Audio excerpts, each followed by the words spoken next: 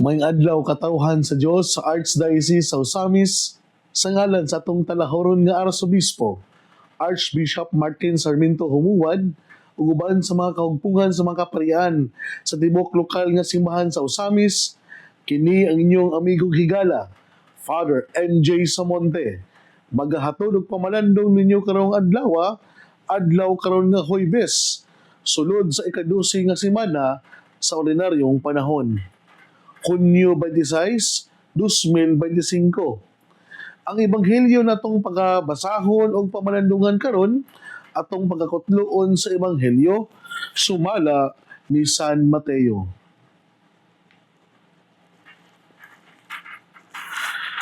Si Jesus mingon sa iyang mga tinun-an, dili ang tanan nga magtawag kanako Ginoo, Ginoo, makasulod sa gingharian sa langit. Kung dili kadto lamang nagtuman sa kabubuton sa akong amahan, ang atua sa langit.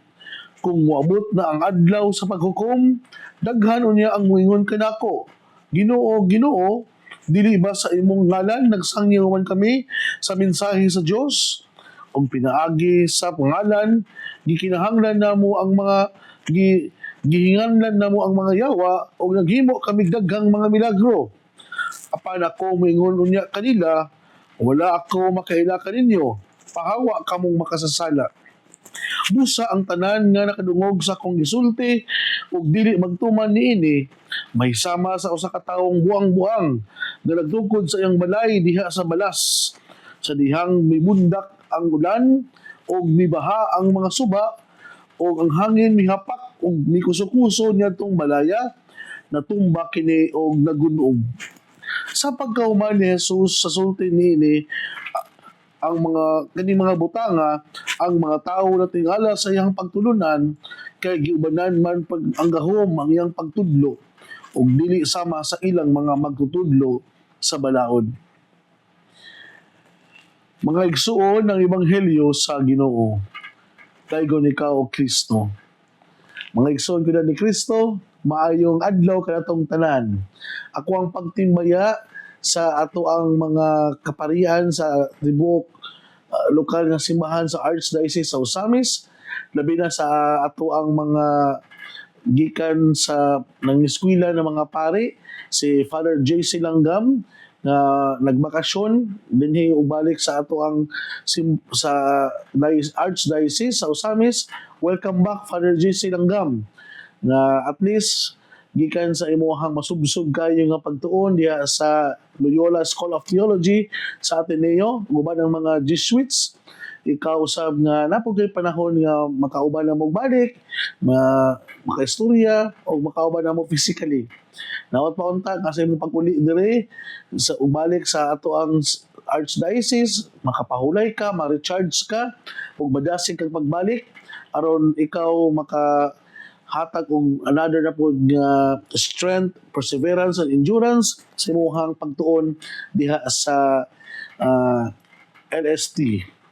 O ato ang gi-congratulate usab ang paghuman sa ato ang igsuon na si Reverend Father Michael Sinubuhan nga formally nga naghulat na lang siya sa iyang pagbalik dinhi sa Archdiocese. Congratulations Father Michael nga hinaot pa unta nga to ang mga seminarista dinhi sa St. John Paul II na ginahimham na usab nga makadungog sa imong mga words of wisdom labi na diya sa field of philosophy nga kini dakong ikatabang sa ato ang mga seminarista nga to mold their critical mindedness ug makatabang kini sa pagkahimo nilang dantip nga to philosophize things in this world, nga sa ilahang pag umol silang kaugalingon nga mas makaila pa silang kaugalingon o inahapong mahimo silang observant sa mga panghitabo silang palibot nga pinaagi sa pagpangita o kanang wisdom sa mga nindot kayo nga paghatag og meaning sa ilang mga kasinatian ginamit ang filosofiya.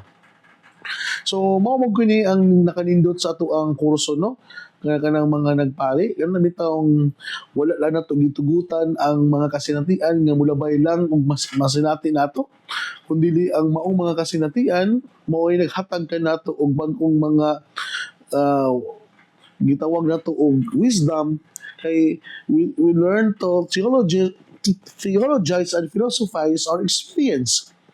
And by philosophizing and theologizing our experience, we find the meaning, we find the purpose. Ngano gitugutan man ni siya sa Dios kung mahitabo sa tuang kinabuhi.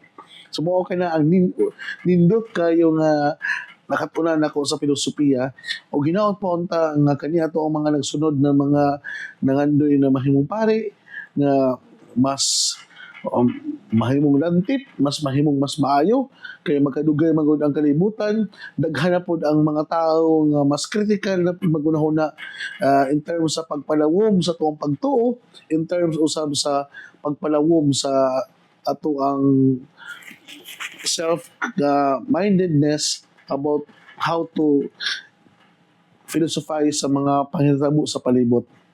So, ako usab nga pagtimbaya ug pag-congratulate sa ato ang Paris Priest sa may sa San Nicolas diya sa Plaridel na gipanguluhan sa tungkol paroko na si Father Gistoni Gonzaga nga mo'y mo-welcome kanato sa ato ang young clergy gathering, which is welcome po ang tanan nga mutambong niini nga sa may alas 2 sa hapon na atay tapok-tapok magdula, then human sa dula na ginagmay nga snacks, dayon evening prayer, dayon magtapok, dayon manihapon o kanami taong nindot kayo siya nga kinaiya sa mga kaparian nga instead nga gamito na mo ang amo ang mga vacant time to sa mga walay pulos butang kundi to strengthen what we call the sacramental brotherhood.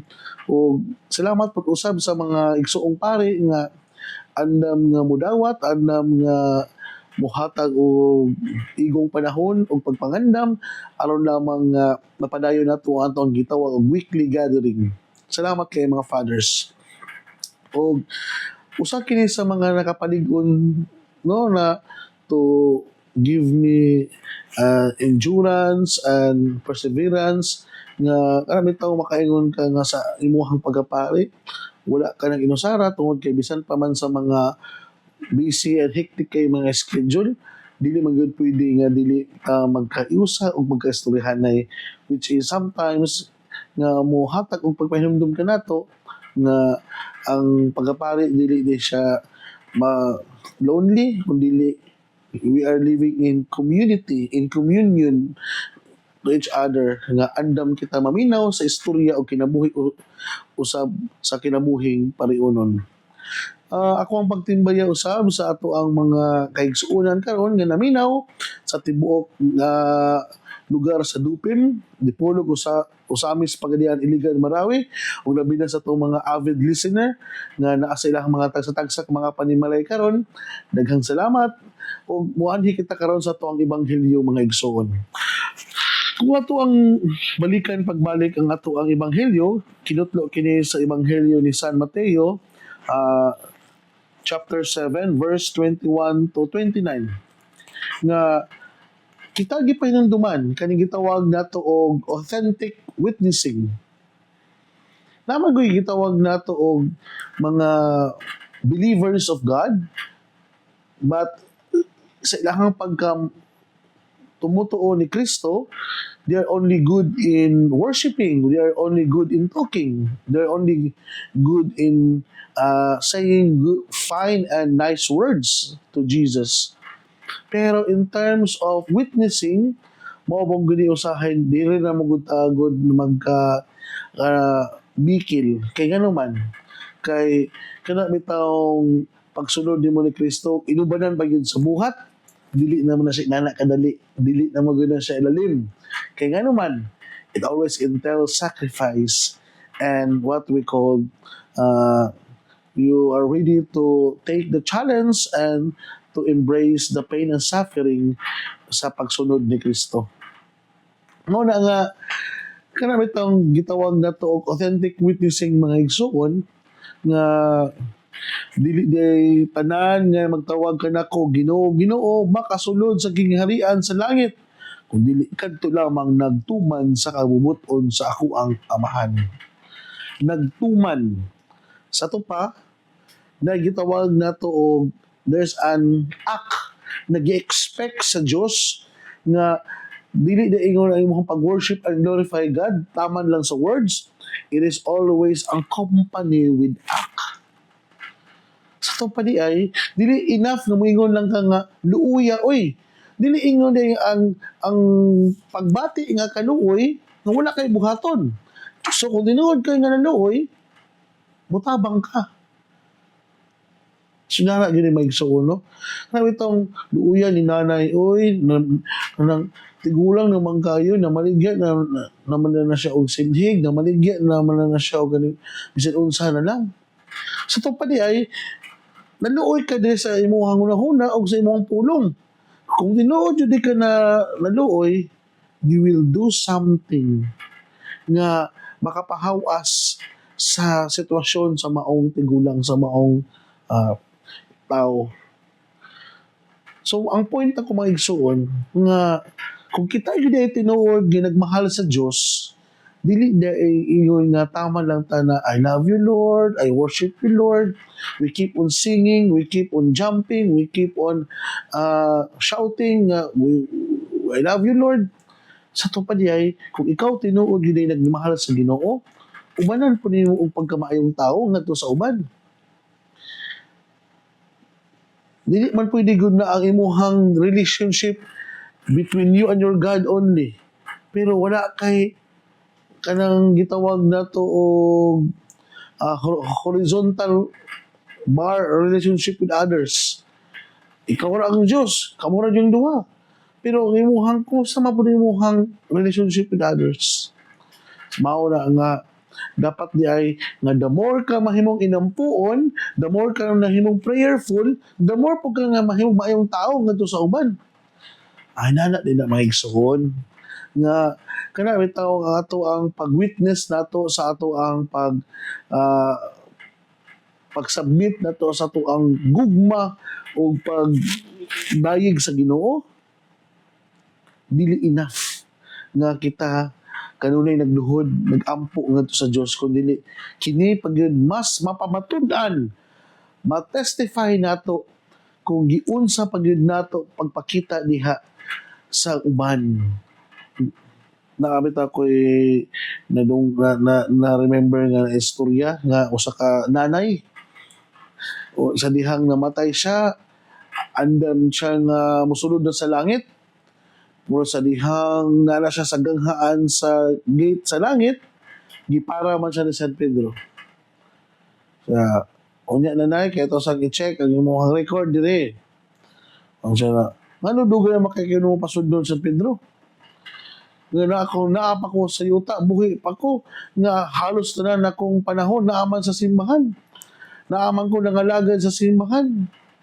Halos naman ang gani ako ang oras ng panahon, naaraman na ito sa kumbinto. Dito lang na ha. Tinuod man na nga, matod pa rin sa San Pedro nga, tinuod man na nga ikaw nangalagad, nakakanunay sa simbahan, pero lantawa ang imong kamot na limpyo kayo. Limpyo kayo kay tungod sa imuhang pagpangalagad, imo nang gipili ang kung kinsa imong gustong alagaran. Si Father ra gyud. Kag si Father ra gyud ang imong gustong i-please. Dalaan na nimo siyang pagkaon, imo ra siyang lutuan. Gusto ang imong gibuhat kung unsa lagi nakapalipay ni Father, which is Father has more than enough.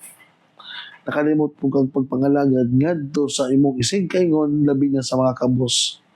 Mas maayo siguro nay nga imong pag-ampo giubanan nimo og pagpangalagad ngadto sa mga less fortunate nimo nga mga igsuon, siguro nay mas madali makasulod sa langit. Siguro mga igsuon makaingon ta nga si nanay malangit yapon. Pero ang iyahang pagbuhat og the act of kindness and generosity is not enough nga makapalangit dayon niya. Dili man ingon nga sayop nga atong alagaran nato ang mga kaparian niya sa kumbento, which is dili na unta atong mga person in authority ba ang atong i-please, kung dili katutal po mga tao nga mas ubos nato, maupod unta atong alagaran. Sayang man good, lamian ra magyud ta nga mo serve, mo pakitang gilas sa mga taong naa sa pedestal, naa bitoy influensya o kana bitong posible nga makomplementa in public. Pero katong mga tao nga walang wala, di ra pud ta ganahan, no, mubuhat ra pud ta o ganang ganahan ta. Mao na nga bantayanan kayo ang ato ang mga motivation and intention mga igsoon in doing good. Sometimes it always boils down to intention, because all of us can make something do to others, but the question is, how is the intention, how is the motivation in doing it. Mao na nga importante kayo mga igsoon nga sa ato ang pagpadayon ni ato ang pagkamaayong tao, dili siya grounded. Mao na ni ang kanitawong giingon sa tuang sa pagpadayon nato sa pagbasa nga busa ang tanan nga nakadungog sa gisulti nga dili man tumanini, may sama sa usa ka taong buang-buang nga nagtukod sa iyang balay diha sa balas. Sa to pa, dili grounded. Dali ra kayo nga mapukan, dali ra kayo maguba sa mga panahon nga i-filter ang iyang mga impurities. Sa to pa di ay gamayng pagsulay, gamayng mga gitawag natong challenges sa kinabuhi, kaya dili man grounded, doon man siya, dili man grounded dito sa bato gyud nga ligon yung kayo, bisan pa kusog-kusohon o kusog nga hangin, kusog nga balod, kusog nga kanang mga pagsulay. Kana bitaw ang tao bitaw nga tinuod yun nga kanang di mahal yun niya ang Ginoo. Tinuod yun nga nangalagad sa simbahan. Bisan pa og kapakapako na og mga problema. Pero kahit kuno grounded man siya gyud sa pagtulon-an ni Kristo, di gyud siya basta-basta gyud nga matayog ba. Pero mailhan nimo na kanang mga tao nga dili grounded pud sa iyang pagtuo. Gamay pagsulay, gamay mga challenges sa kinabuhi, mo reklamo dayon, mo surrender dayon, usahay, mo wala ni gana. O ni, challenge na ko ni sa to ang mga worker diya sa simbahan nga asa man nagikan ang ato ang motivation and intention in serving the Lord. Kung grounded ba gyud ta sa pagpangalagad diha ni Kristo, kay kung tinuod na grounded diha sa pagpangalagad to please and glorify God and to worship God, bisan pa og kusog-kusohon ta mga pagsulay sa ato ang pagpangalagad, di gyud ta mo surrender dayon. Mo bitaw na nga sa kinabuhi na mo atong seminarista pa mi, di gyud mo makita kung grounded ba gyud ang kung nakapundar ba jud ka sa insaktong foundation ang imuhang pagsulod nimo sa seminaryo. Kay kung alang-alang lang ang imuhang tumong tuyo nga magpari ka, ay sus, di jud ka maabtan og sa ka semester siguro o sa ka tuig ra. Ako na lang sa katuig. Mao na nga diha sa pagpangalagad, kusog-kusohon jud tag mga balod, kusog nga hangin ug mga pagsulay sa kinabuhi to test and purify kung asa gyud nakabutang ang ato ang mga foundation sa ato ang pagpangalagad sa Dios. Mao na mga igsoon gyud ni Kristo. Mao na nga kana bitawng ang balay gyud dili matumbak kay o dili magunog kung kini nagtindog sa insaktong pundasyon. Kanaot punta ang pundasyon na ato ang gitukuran sa ato ang pagtuo, usa ka pundasyon nga dili binuhat sa tao kundi nagagikan sa Dios. Mao na nga ang pundasyon manggod bisan pag agian na og earthquake og tsunami na kanang nasinati sa Japan, andam gyapon ka nga human ka maguba, andam na po nimo i-rebuild o i-reconstruct ang maong mga naguba. Kay tungod nasayod man ka nga pwede man gubon sa nature ang imuhang pagkaikaw, pero ang imuhang pagtuo dili niya pwedeng pugnan nga i-reconstruct, i-rebuild na pong pagbalik ang naguba niya nga ang kaya niyang gubon. So, nindot kay mga igsoon, no? Nga kitagi pa hinumduman nga bisan pa magmadagma ta, masayop ta sa to ang mga desisyon ug nakang sa kinabuhi, pero angay kitang mubangon pagbalik kay kita pinukod man ang atong pagtuo o pagsalid sa Dios diya sa lig-on nga pundasyon. So naot paunta nga sa to ang pagkakatoliko, dili half-baked, dili tayo ng taphaw, o dili tayo ng nagitawag na nato og mga seasonal and mga nominal Catholics, kundi ang atong pagkakatoliko naka-grounded usab og nakatukod diya sa insaktong pundasyon nga dili basta-basta nga maguba lang sa mga makusog nga hangin, gapnod o makusog nga balod sa kinabuhi. So, mga igsoon ko na ni Kristo, hinaot po unta.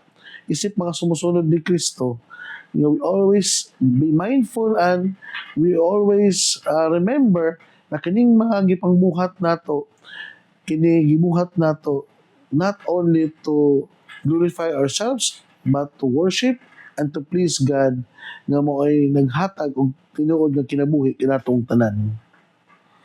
So kana lang siguro mga igsoon, ako ang pagtimbay usab sa ato ang mga avid sponsor and listener, Ate Lai Del Mundo, sa Baduan Kahandig family, Tita Barira and family. Salamat kayo, Nay, Ate Josie, o Kuya Jojo sa inyong makalunayan nga pagsuporta, o diya sa San Mateo Rizal, o ato ang mga higala o mga amigo niya, o sa ato ang mga igsoong kaparian, Father Rani, Father Raymond, Father Leo, Father Verge, o Father Pipe, ang tanang mga higala na to diya sa Manila. Daghang salamat sa inyong makanunayong pagpaminaw. Basan pa mag-usahay, dili ko ninyo masabtan. Anyway, mga igsoon, din nila kong puto, ayaw ka mong kalimot na ang pulong sa Dios angay gayud nga pamation, pamalandungan ug paningkamutan nga mapuy-an. Mula ng tao nga naningkamot magpuyo sa pulong ni Jesus, sama siya sa kahoy nga gitanubdaplin sa sapa, kansang andahon dili gayud malaya. Og timpo sa tingbunga, mauhatag siya maayog mga bunga. Hinaot pa unta na kini atong nadungog og gipamalandungan makahatag kanato sa pagkinabuhi nga balaan kay kining tanan at magdalaman kanato sa tuong tumong og gitinguha ang gingharian sa langit nagipangandoy sa matag binunyagan. Igsuon, ugma na usab uban sa pangama sa tumahal nga berhen na si Santa Maria nga atong gitawag diri sa Misnon og Berhen sa Kuta. Ang Diyos magapanalangin unta kanimo sa ngalan samahan sa Anak ug sa Espiritu Santo. Amen. Daghang salamat sa pagpaminaw. Mayong adlaw and God bless.